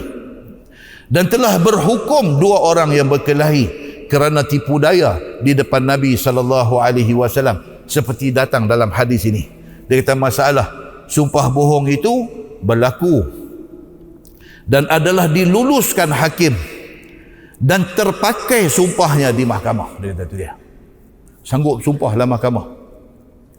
Sanggup ni bukan macam mahkamah sivil pergi sumpah apa, saya bercakap benar, tidak ada yang saya cakap ni melainkan benar belaka. Itu dia sebut, dia tak ada heran apa. Dia sumpah wallahi wabillahi watallahi, dia bohong pun ada. Tambah sebut, takkan nak sumpah saya mengaku dengan seikhlas hati bahawa apa yang saya cakap ini adalah benar, tidak ada lain melainkan benar. Tak ada apa. Wallahi wabillahi watallahi, dia kata saya tak buat benda ni, padahal dia buat. Ada manusia berani ambil macam tu. Muslimin dan muslimat yang dirahmati Allah sekalian. Dia kata jikalau sekiranya sumpah itu tidak diketahui oleh hakim akan bohongnya, nescaya terpakai akan sumpahnya. Hakim pun manusia. Hakim mana tahu dia bohong ke tak bohong. Saya nanti baca hadis Nabi SAW menjadi hakim kepada kes di kalangan orang yang hidup pada zaman dia. Nabi sebut. Nabi kata innama ana bashar. Nabi kata aku ni manusia. Nabi kata aku tak tahu ni betul-betul dua orang ni siapa betul siapa salah. Nabi kata aku manusia, aku pun tak tahu.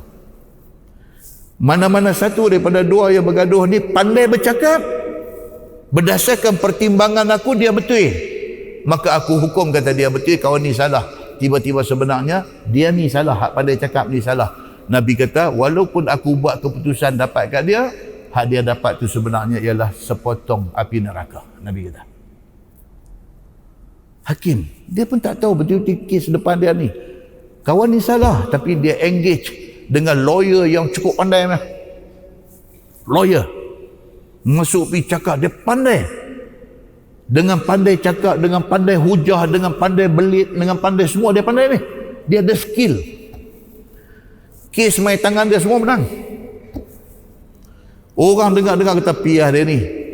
Dia pergi cari satu lawyer yang betul-betul pandai punya. Lawan. Dia buat main hal teknikal tu, teknikal ni semua. Akhirnya lepas. Pandai dia. Hakim dengar kepada perbicaraan, kepada hujah yang dikemukakan, kepada saksi yang ditampilkan, kepada bukti-bukti yang didedahkan. Hakim dengar dan hakim pun percaya kata dia ni tak salah. Sebenarnya dia ni salah. Nabi SAW kata apa? Kalau aku jadi hakim dan aku buat keputusan macam ni, orang yang mendapat bahagian itu sebenarnya dia mendapat bahagian api neraka. Nabi kata. Muslimin dan muslimat dirahmati Allah sekalian. Sebagaimana telah berlaku yang demikian itu kepada Nabi SAW dan telah jatuh hukum Nabi yang demikian itu seperti di dalam hadis At-Tirmizi dengan kata Abdullah bin Mas'ud radhiyallahu anhu, dia kata faqala al-Ash'as ibnu Qais fiya wallahi kana dhalik. Maka berkata seorang sahabat Nabi SAW, nama dia Al-Ash'as bin Qais Al-Kindi radhiyallahu anhu. Dia kata, demi Allah, benda ni berlaku dekat aku. Ni Al-Ash'as ni, dia kata benda ni jadi kat dia. Dia teraniaya di dalam pengadilan. Benda ni dibawa dan dibicarakan, dia di pihak yang betul, tapi kegagalan dia mengemukakan bukti, dia kalah dalam perbicaraan itu. Dia kata, benda ni saya pernah kena, kata Al-Ash'as ni. Kemudian berceritalah Al-Ash'as ini dengan kata dia, kana baini wa baina rajul minal yahud ardun fajahadani. Dia kata, dia cerita apa yang kena kat dia. Antara aku dan antara seorang laki-laki Yahudi, kami share beli dan usahakan tanah. Al-Ash'as dengan satu Yahudi share, bawa keluar duit, pergi beli tanah dan usahakan buat kerja atas tanah tu. Maka telah engkar Yahudi itu daripada berkongsi dengan aku, dengan katanya adalah tanah itu punya ia seorang sahaja. Masa nak beli tanah, bawa keluar duit, kita bawa keluar 50%, dia bawa keluar 50%, pergi beli tanah. Lepas tu sama-sama buat kerja di atas tanah tu. Tiba-tiba sampai satu tahap, Yahudi ni kata tanah ni dia punya, hang tak ada kena mengena. Dia kata, duit yang aku bagi hari tu abang beli tanah, apa cerita? Ni tanam ni aku duk tolong mai buat kerja ni, apa cerita? Yahudi ni kata kat dia, itu aku tak tahu, tapi tanah ni aku punya, aku seorang punya, hang tak ada kena mengena. Sudah jadi macam tu. Al-Ash'as ni kata, benda ni sudah jadi dekat dia dengan Yahudi yang dia share untuk buat kerja ni. Dia kata, dan tiada berkongsi dia dengan siapa-siapa. Yahudi ni kata dia punya seorang, dia tak ada share dengan siapa-siapa. Tuan-tuan, benda ni jadi dalam masyarakat kita pun jadi. Satu kawan saya dulu buat company, abang adik, bukan oleh, bukan kawan, bukan jiran, bukan member lama, abang dengan adik buat company. Daripada day first, daripada hari pertama sama-sama buat kerja, company ni daripada ada satu sampai jadi beberapa cawangan. Kaya-kaya. Tapi adik ini dia pun jenis, nak kata dia tak erti ke, dia pun dia tak pernah ambil berat benda ni. Dia percaya abang dia.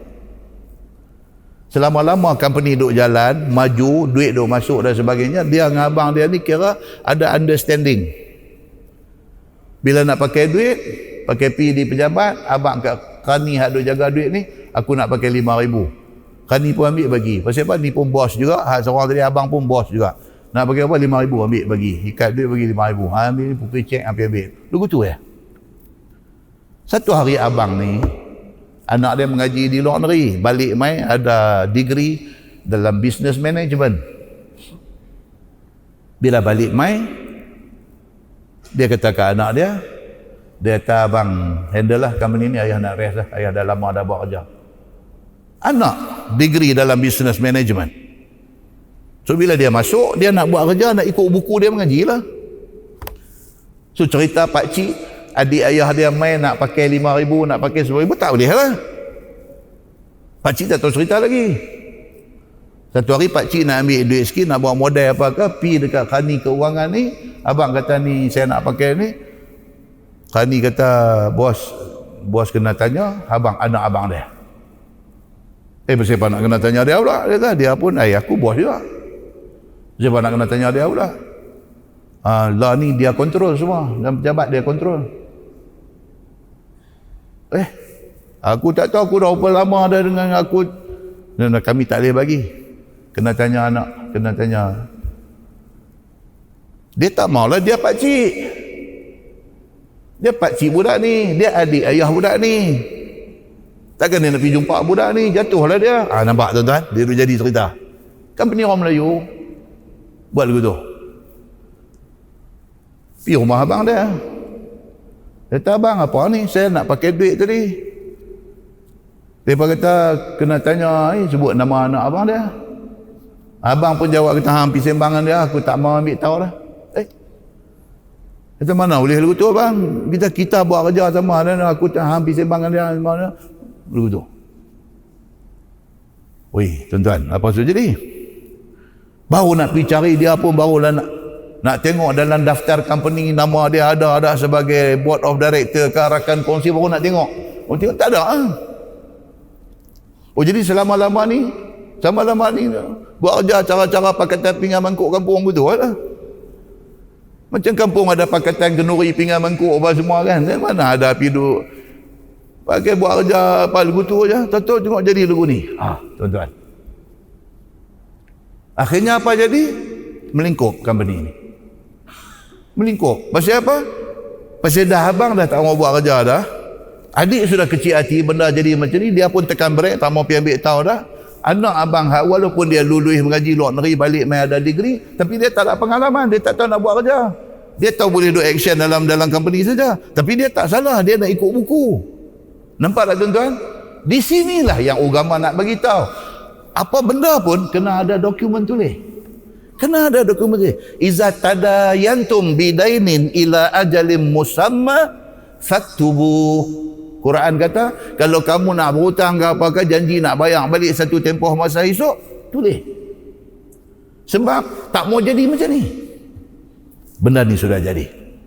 Al-Ash'as ni beli tanah pakat dengan satu Yahudi, lepas tu usahakan tanah tu, lepas tu tentu Yahudi ni kata hak dia punya. Dia tak tahu apa. Nampak tuan-tuan? Benda ni sudah jadi. Masalah dia kata, berguam di hadapan Nabi SAW.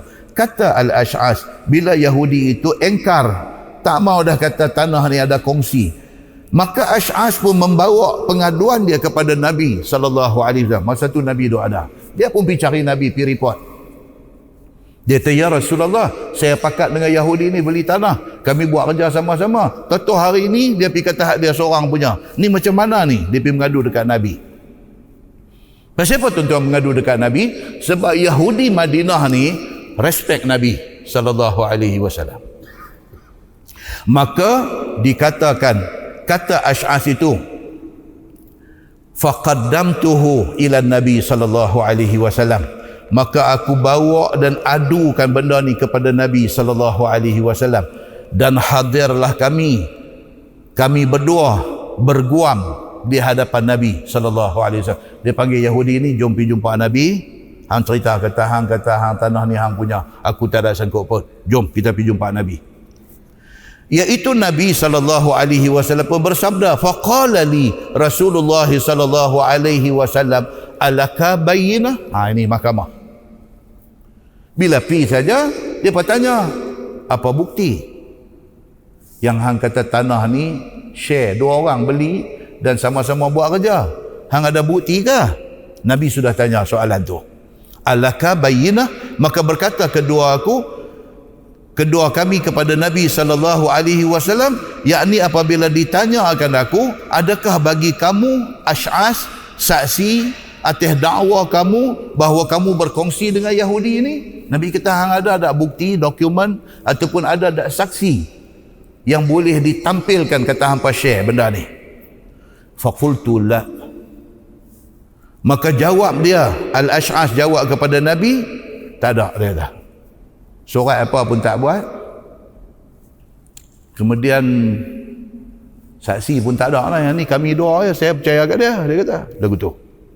Bila didengar oleh Nabi SAW, kata Ash'as itu, tiada baginya saksi atas dakwaannya itu. Maka tidaklah Nabi SAW dapat hukum dengan dakwa sendirinya itu sahaja. Nabi kata, macam ni susah. Saya nak buat keputusan macam mana? Kata hang ada share dalam tu, hang tak ada dokumen membuktikan, hang tak ada saksi yang boleh dibawa mai kata hampa ni share beli tanah ni. Macam mana saya nak buat macam mana? Nabi kata, kerana ada pada dakwa kamu itu lemah. Nabi kata, hang tak ada saksi dan bukti. Dakwaan hang kata hang ada share ni, dakwaan ni lemah. Dia kata. Dengan kerana itu berhadap Nabi SAW kepada Yahudi itu. Dah dia yang mendakwa ni tak boleh nak kemukakan bukti dan saksi, Nabi beralih kat Yahudi ni. Yahudi penipu ni. Kata Ash'as, faqala lil Yahudi ihlif. Nabi beralih dekat Yahudi ni, Nabi kata dekat dia, sumpahlah engkau dengan nama Allah. Nabi kata lah ni, dia kata hang tipu dia. Tapi dia tak ada saksi, tak ada bukti. Hang kata hang seorang yang memiliki tanah ni. Lah hang sumpah.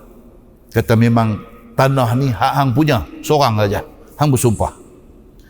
Bahawasanya Ash'as itu bohong akan dakwanya, kata ada kongsi dengan tanah ni. Dan tiada aku berkongsi dengan dia. Hang sumpah kata tanah ni hang punya seorang saja. Hang tak ada sanggup paut dengan Ash'as ni. Baik, masalah belum puas hati Ash'as atas yang dihukumkan oleh Nabi sallallahu alaihi wasallam itu. Ash'as dengar Nabi nak buat macam tu, tak puas hati ya. Dia kata apa? Bila didengar oleh Ash'as akan perintah Nabi kepada Yahudi suruh sumpah, maka terlintas dalam hati dia, apabila Yahudi itu disuruh bersumpah, tentu hilang dah harta dia. Dia kata nama pun Yahudi, apa benda yang dia takut dekat Allah suruh dia sumpah dengan nama Allah? Kalau suruh dia sumpah, alamat kata tanah ni habis pocik tak ada apa. Tentu Yahudi ni akan sumpah. Dia sudah ingat macam tu. Kerana Yahudi itu satu orang yang tak boleh dipercayai akan sumpahnya. Maklumlah, dia seteru orang Islam. Yahudi ni, walaupun dia kata dia tunduk di bawah kerajaan Islam, tapi benci kepada orang Islam tu ada. Nampak? Ingat kuliah kita di masjid ni dulu, kita cerita tentang kesatuan.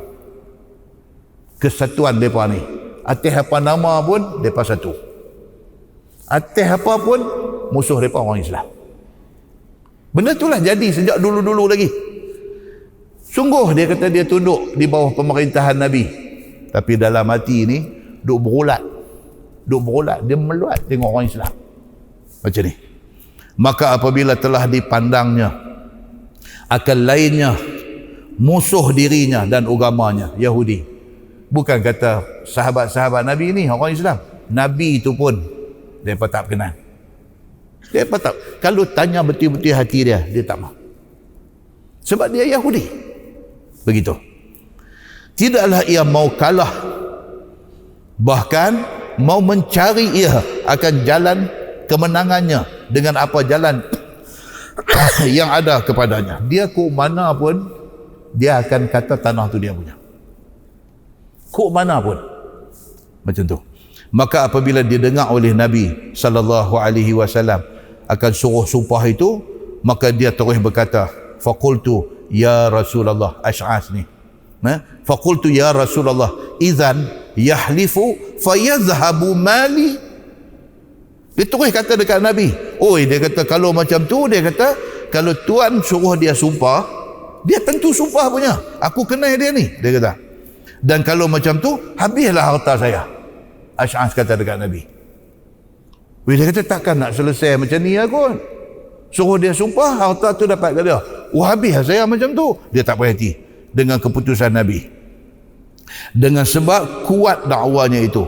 Jikalau dipakai sumpahnya itu, sedangkan hamba tidak ada saksi. Saya ni tak ada saksi. Kalau semata-mata dengan sumpah dia dapat, tanah ni habislah saya. Dia kata begitu. Padahalnya sumpah itu ialah sumpah bohong. Dia kata, ya Rasulullah, saya abang betul-betul, dia ni pembohong. Dia kata. Pak tuan-tuan, nak kemukakan saksi tak boleh, nak bagi bukti tak boleh, duk abang kata kau tu bohong ya.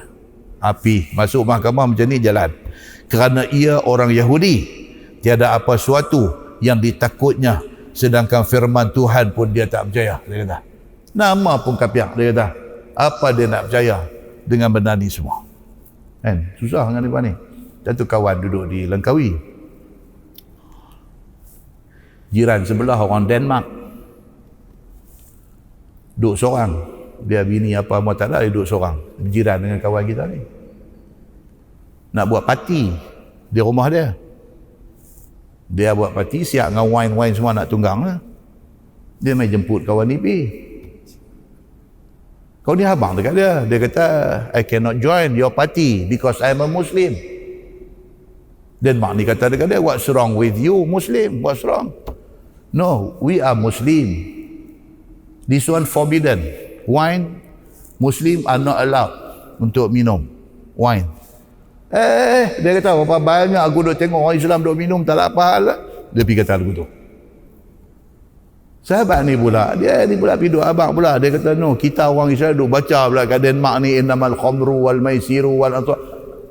Saya kata kat dia. Nama dia pun Denmark. Apa duk baca innamal khamru wal maisiru apa kat dia? Ya. Oleh itu saya nak terang macam mana tu yang telefon ustaz tu nak abang macam mana kat dia. Tak payah abang apa, tak payah pergi lah kata. Dah lah tapi susah ni dia lagi dia kata kita tak mau masyarakat dengan dia mampu pergi kata masyarakat tak mau masyarakat. Takkan hang nak masyarakat dengan dia ajak api minum. Hang kata tak apalah masyarakat macam saya aku segelas aku tak boleh lebih. Takkan macam tu. Untuk kita ni ya Allahu Akbar tuan-tuan. Punya nak ambil hati orang ni sampai macam tu. Patut-patut aja dengan dia ni. Patut-patutnya pihak abang dekat dia benda ni kami orang Islam tak boleh. Pasal apa? Pasal benda ni banyak keburukan daripada kebaikan. Pasal apa? Hang duk minum pun hang mabuk. Tengok apa hang duk buat bila hang mabuk. So tak ada ni semua tak bagus. Hang tanya orang yang akal fikiran waras semua tak boleh terima macam ni. Abang cakap cukup. Tak payah pindu innamal khamru wal maisir. Tak payah. Muslimin dan muslimat yang dirahmati Allah sekalian. Yahudi ni bila Nabi suruh sumpah, dia katalah Ash'as dikata dekat Nabi, ya Rasulullah, dia kata dia ni Quran pun dia tak percaya. Tuan suruh dia sumpah habis, dia sumpah lagi tanah saya dapat kat dia lah. Dia kata gitu. Maka apalah rasanya kepadanya akan sumpah itu? Maka jawab Nabi SAW, apa aku mau buat, demikian itulah hukum Allah. Nabi kata. Nak buat macam mana? Hang mai habang kata tanah tu hang ada share dengan dia. Hang tak ada bukti. Dokumen apa pun tak ada. Saksi apa pun tak ada. Hang mai dakwa. Dalam Islam ni ad-da'wa wal bayinat. Siapa yang dakwa dia kena buat mai bukti. Dan hang tak boleh buat mai bukti. Lah ni dia tak dipertanggungjawabkan dengan bukti. Sebab hang yang dakwa dia tak dipertanggungjawabkan dengan bukti. Jadi dia ni cuma kata apa? Sumpah betul ni hak dia punya. Itu cara dia, Nabi kata. Silap-silap hang. Daripada awal dulu awak tak buat satu surat perjanjian. Dia tak berhati, Ash'as ni. Dia tak berhati. Apabila seorang membawa dakwa ke hadapan hakim dengan tidak ada saksi dan tidak ada bukti di atas dakwaannya itu, maka hukumnya batal dakwaannya ke atas orang tadi. Itu cara Islam. Hang dakwa dia, hang tak ada bukti, habis hang dah kalah. Mahkamah cuma boleh suruh dia bersumpah ya, takat tu ya. Dengan bersumpah dia tu akan orang yang kena dakwa itu. Dia nak tangkis balik tuduhan yang kena kat dia, dia sumpah ya. Dia tak. Saya memang tanah ni saya punya. Dia tak ada kena mengena, habis. Macam tu penyelesaian kepada kes Ash'as ini. Masalah sumpah bohong itu menjadikan papa dunia akhirat. Ini nak dengar. Cakap bohong ni dia tak habis macam tu ya. Cerita dia panjang. Bukan atas dunia aja, akhirat esok pun dia akan jadi miskin papa kedana. Apa dia? Kata Ash'as, bila habis guaman kami dengan Yahudi itu di depan Nabi SAW, memberi faham Nabi kepada aku seperti yang tersebut dalam hadis tadi. Seolah-olah katanya, janganlah kamu fikir wahai Ash'as akan senang menanggung sumpah itu. Nabi kata Ash'as, hang jangan ingat kata dia ni sumpah, lepas tu benda tu senang-senang habis lagu tu ya. Dia dapat tanah dan dia ni live happily ever after. Jangan ingat lagu tu. Kan? Cerita orang putih. Dia nanti kata apa? And they live happily ever after. Lepas daripada dia sumpah kata tanah ni dia punya, dia hidup bahagia. Nabi kata hang jangan ingat lagu tu. Jangan kamu tidak tahu, ialah yang menjadi papa dunia dan papa akhirat. Kemudian turun firman Allah, yaitu firman Allah Subhanahu wa taala, fa anzalallah innal ladzina yashtaruna bi ahdillahi wa aymanihim samanan qalila ila akhir ayat. Maka diturunkan oleh Allah akan ayat Quran dan dibacakan oleh Nabi SAW akan jadi saksi bagi sabda yang di atas tadi. Kira-kira maknanya begini, bahwasanya orang yang tukar mereka akan janji mereka dengan Allah. Okey, orang yang buat kerja macam ni dan menukarkan sumpahnya, maka hendaklah disempurnakan sebagai yang disumpahkan itu, kemudian bersumpah dengan bohong pula kerana mendapatkan harga ataupun untung yang sedikit daripada mata benda dunia, kerana nak dapat sedikit harta, kerana nak dapat sedikit wang, tanah, rumah, pangkat, martabat dan sebagainya, hingga akhir ayat itu firman Allah, ulaika la khalaqa lahum fil akhirah. Bermula depa yang sumpah tipu tadi ni, tidak ada habuan syurga dan tidak ada habuan nikmat-nikmat dalam syurga bagi mereka itu di akhirat. Wala yukallimuhumullah wala yanzuru ilaihim yaumal qiyamah. Dan di hari akhirat esok, Tuhan tak mau bercakap dengan orang yang di atas dunia sumpah tipu ni. Tuhan tak mau bercakap dengan dia. Bahkan Tuhan murka kepada orang ini, dan Tuhan tidak pandang kepada mereka dengan pandang rahmat pada hari kiamat, bahkan pandang azab dan sengsara jua. Wala yuzakkihim walahum azabun alim. Dan tiada dibersihkan mereka daripada dosa, dan tiada dipuji akan mereka dengan puji yang elok. Tipu dalam bersumpah menyebabkan akhirat satu, tak masuk syurga. Satu. Yang kedua, Allah tak mau tengok muka dia di hari akhirat esok. Yang ketiga, Allah Subhanahu wa taala tak mau bercakap dengan dia. Yang keempat, Allah Subhanahu wa taala tidak akan bersihkan dia daripada dosa. Macam tu dia nanti kena di hari akhirat esok. Dan bagi mereka itu azab yang sangat pedih atas barang yang diperbuat mereka itu di hari akhirat.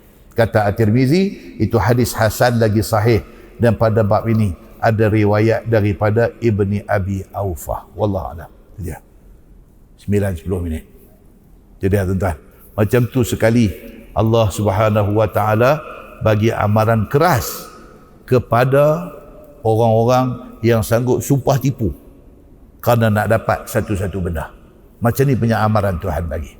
InsyaAllah kuliah yang akan datang tuan-tuan, dia akan main tafsir ayat 92 surah Ali Imran. Dulu kita duduk mengaji Quran kampung, mengaji Quran dekat tok guru kampung. Orang tanya, hang baca tang mana dah?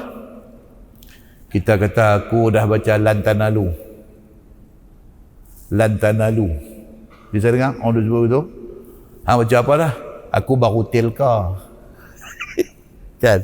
Orang Melayu cakap Arab jadi gitu ah. Ini dah naik Lantanalu.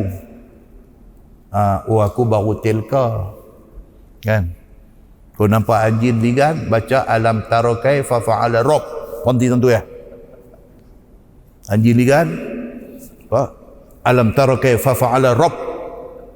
Rabb, anjing tak boleh nak salak, tak boleh nak gigit. Kalau terlajak, Rabb buka, dia main faham kita. Kampung punya ajak macam tu. Dan tu kata, baca apa hang kata kalau tak mau bagi anjing gigit, baca alam tarokai, dia kata. Tu ayat tu tak habis.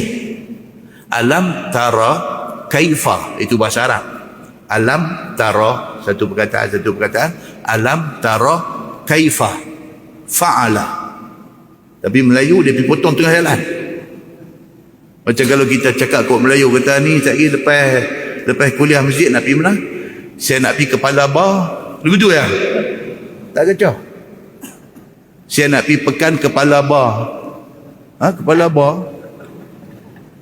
Kepala batas tu, dia pergi berhenti tang Kepala Bar. Macam tu lah kata alam tarokai.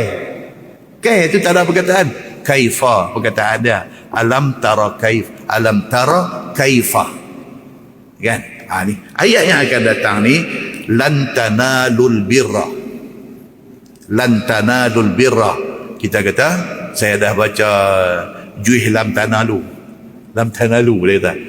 Juih tilka. Okey? Baik.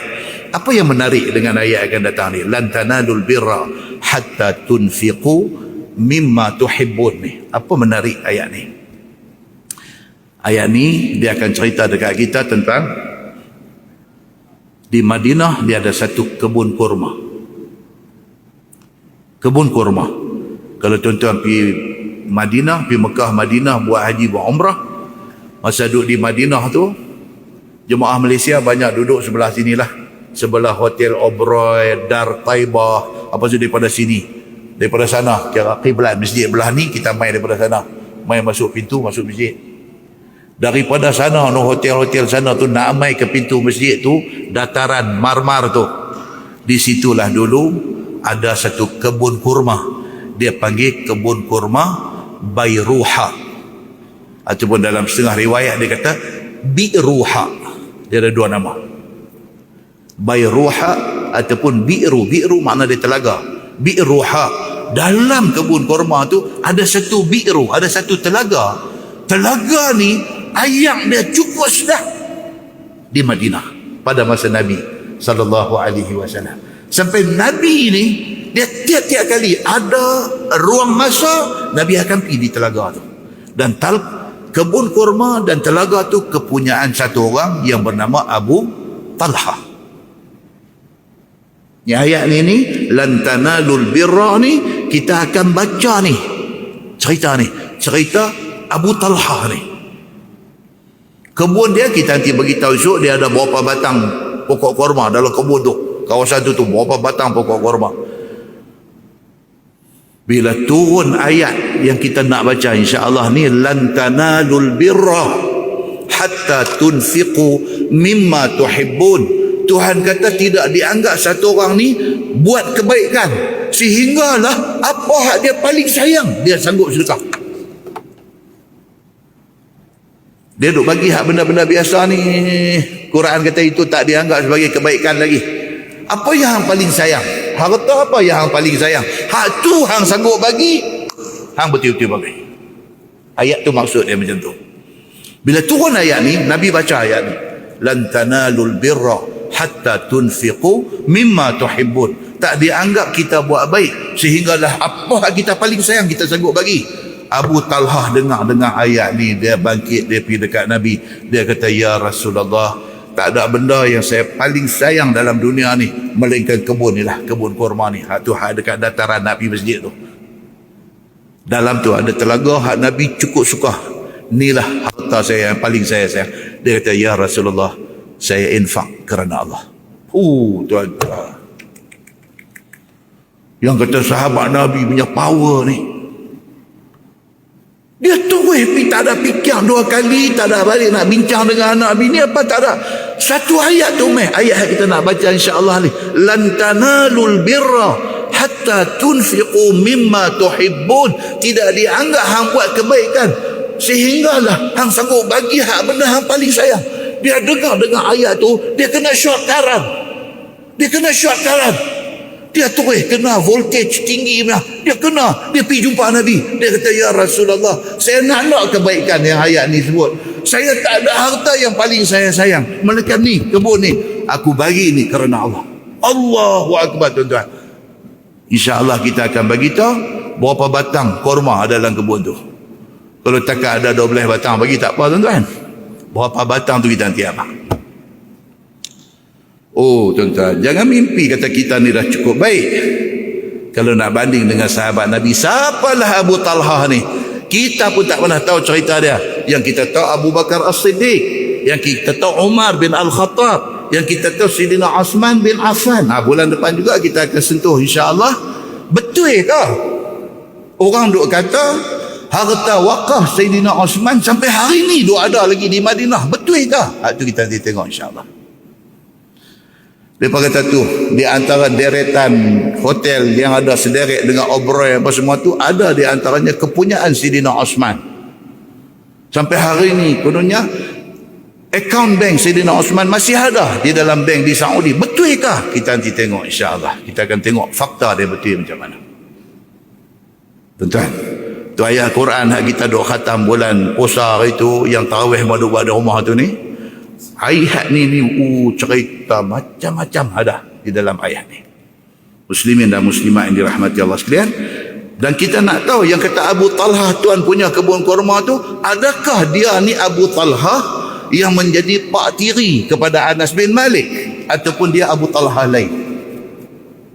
Pak tiri Anas bin Malik juga nama Abu Talhah, adakah dia ataupun Abu Talhah lain? InsyaAllah kita akan tengok. Muslimin dan muslimat yang dirahmati Allah sekalian, kita tangguh dengan tasbih kafarah dan suratul Asr. Subhanakallahumma bihamdika, asyhadu an la ilaha illa anta, astaghfiruka wa atubu ilaik. Bismillahirrahmanirrahim. Wal 'asr. Innal insana lafi khusr illa allazina amanu wa 'amilus solihati tawasaw bil haqqi. Bismillahirrahmanirrahim. Alhamdulillahi rabbil alamin, hamdan yuwafi ni'amahu wa yukafi'u mazidah. يا ربنا لك الحمد كما ينبغي لجلال وجهك الكريم وعظيم سلطانك. رضينا بالله ربا وبالإسلام دينا وبمحمد نبيا ورسولا. اللهم افتح علينا فتوح العارفين وارزقنا فهم النبيين بجاه خاتم المرسلين. اللهم فقهنا في الدين وعلمنا التأويل واهدنا صراطك المستقيم. اللهم أرنا الحق حقا وارزقنا اتباعه وأرنا الباطل باطلا وارزقنا اجتنابه. اللهم اجعل جمعنا جمعا مرحوما وتفرقنا من بعده تفرقا معصوما. وصلى الله على محمد وعلى آله وصحبه وسلم والحمد لله رب العالمين. السلام عليكم.